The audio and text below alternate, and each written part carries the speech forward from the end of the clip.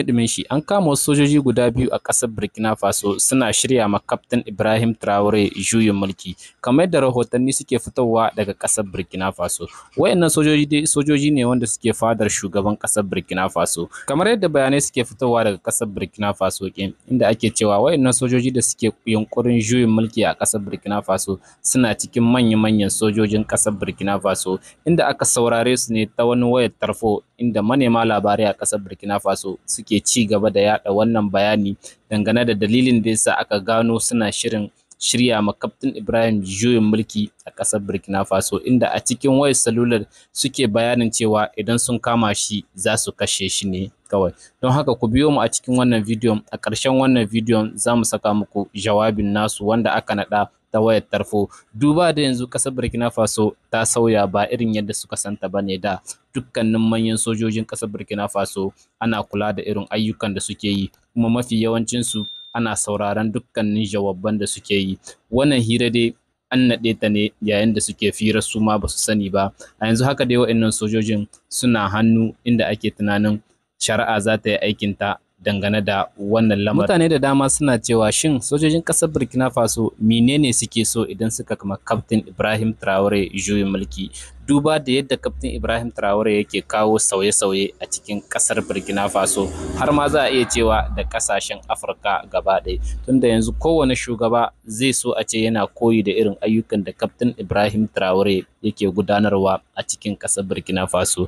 Domin Kaftin Ibrahim Traore a cikin ƙungiyar IAS ma mutane da dama suna ganin shine matashin jagoran shugaban da yake ƙoƙarin sauya ƙasar Burkina Faso.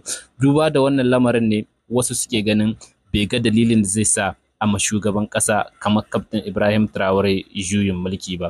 A wani bangare kuma mutane suna cewa wannan aikin turawa ne kawai, duba da yadda Kaftin Ibrahim Traore yake wayar ma shugabannin ƙasashen Afirka kai dangane da su fita harkar turawa da kansu za su iya gina ƙasashensu na Afirka. A yanzu dai masana dai sun yi kiyasin cewa an nemi ma Kaftin Ibrahim Traore juyin mulki har sau 19 a cikin wani lissafi da aka rawaito cewa ya mafi haka nan. Bayan kama mulkin Kaftin Ibrahim Traore cikin shekaru 3 zuwa 4, Kaftin Ibrahim Traore ya fuskanci juyin mulki har sau 19, amma ana dakile wannan juyin mulki.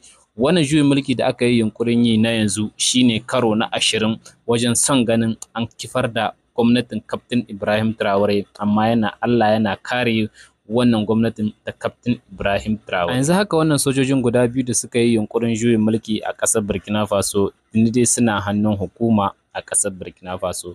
Kusan kowa ya san irin halin da mutane suke shiga. Dukkanin wani soja da aka kama yana yunkurin ma shugaban ƙasa juyin mulki.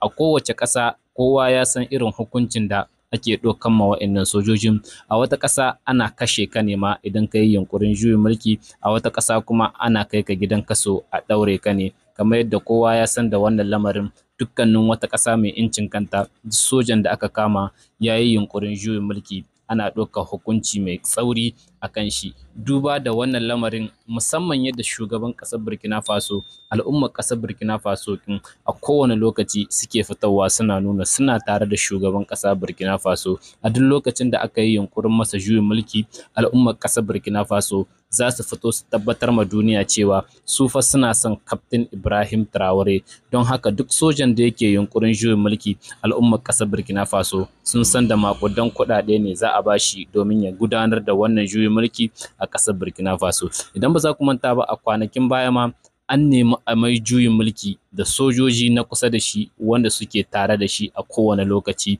inda aka nemi a basu makudan kuɗaɗe, inda suka amince lalle za su yi wannan aiki, amma kuma suka gaya ma Kaftin Ibrahim Traore sun amince ne kawai don a kama mutanen da suke yunkurin wannan juyin mulki. Idan ba za ku manta ba, a lokacin nan kafafen yada labarai sun yi ta yada wannan labarin, inda aka kawo motoci cike da kuɗaɗen ƙasashen waje, aka ce za a ba su idan har za su kashe Kaftin Ibrahim Traore. Suka amince kuma suka ce sun yarda za su yi wannan aiki, aka turo musu da kuɗaɗen, suka yi wata dabara wajen amsar wa'annan kuɗaɗen, suka kama wa'anda suke da niyya aikatar da wannan mummunan aiki, kuma damun sun gaya ma Kaftin Ibrahim Traore.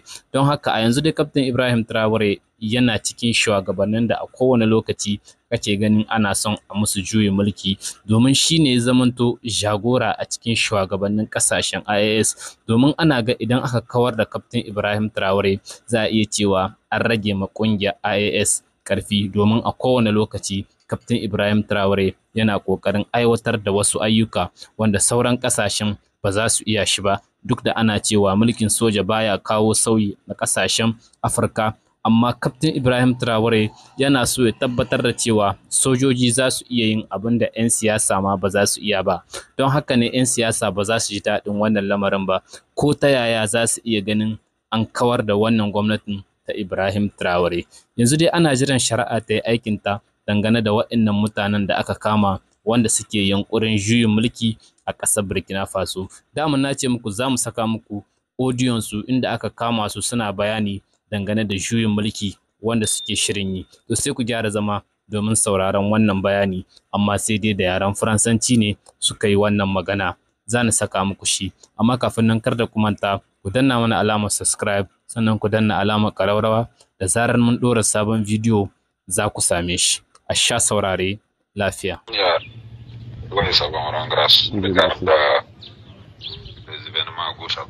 Tout à fait.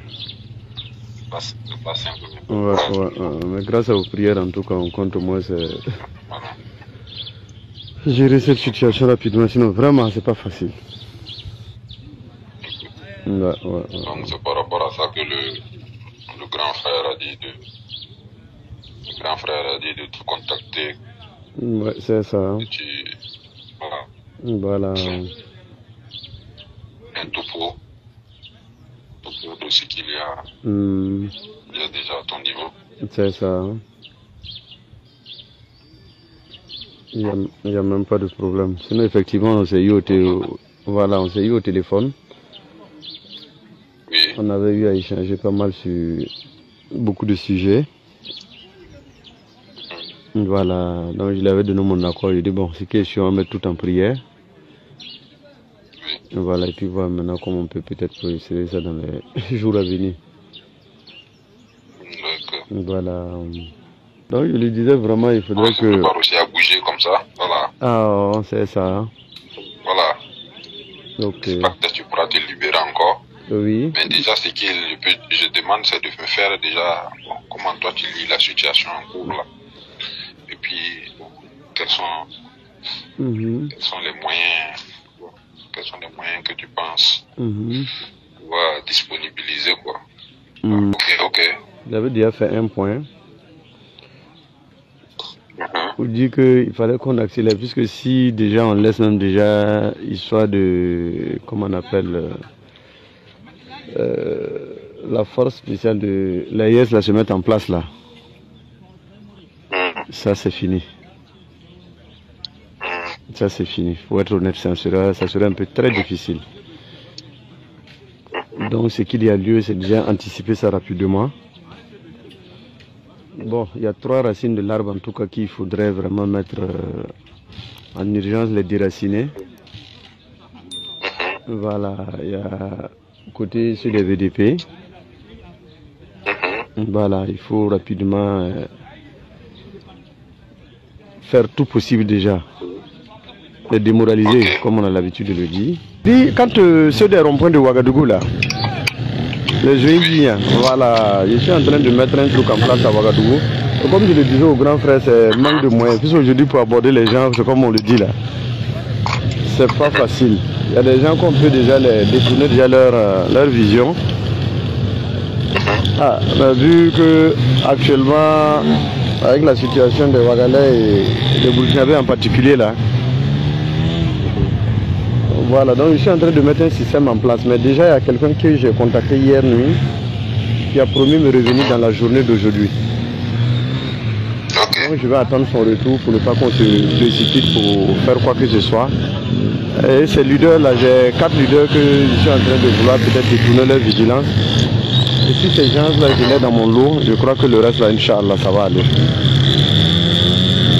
Voilà, côté VDP aussi, voilà, ça, il n'y a pas de problème.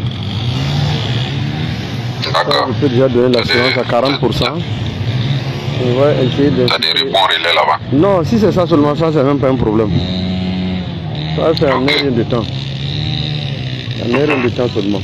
Voilà, vu que déjà même eux-mêmes, ils sont déjà souffrants. À l'intérieur même, ils ne s'attendaient pas à ce qui se passe actuellement là. Donc ça fait que eux, c'est un rien de temps. Et je peux donner l'assurance qu'il n'y a pas de problème. Le seul problème qui va nous coincer là, c'est les gars des ronds-points là. Les illettrés qui sont là-bas, qui ne comprennent pas, qui se donnent un peu aux choses là. C'est un peu compliqué. Ok, je vois. Voilà. Mais j'ai déjà pu contacter au moins 2 personnes qui vont essayer de les infiltrer un peu. Dans les cas contraires, c'est de créer une insécurité totale même dans les différentes villes là, pour pouvoir les révolter. Ok. Vous connaissez le Burkinabé en tant que tel. Non. Voilà. Les disperser même si le faut. Voilà, merci. Non, c'est surtout ça, c'est ce que je suis en train de dire. C'est tout ça qui fait partie de l'insécurité. Voilà, c'est de brouiller déjà, que ce soit dans les grandes différentes villes là. Chaque jour que Dieu donne, on va brouiller, voir comment on pourra au moins s'arranger avec des éléments qui seront sur place là-bas. Voilà, qui vont tendre quelques trucs insécuritaires aggravés. Voilà, pouvoir les révolter. Parce qu'une fois seulement, c'est quand tu as la sécurité que tu sors, tu fais tes conneries.